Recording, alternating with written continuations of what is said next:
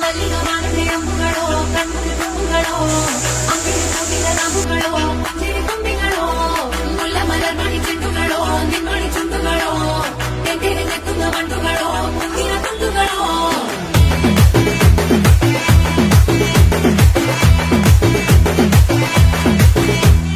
ఆరింటికోసారి ఏడింటికోసారి పావు తక్కువ పదింటికోసారి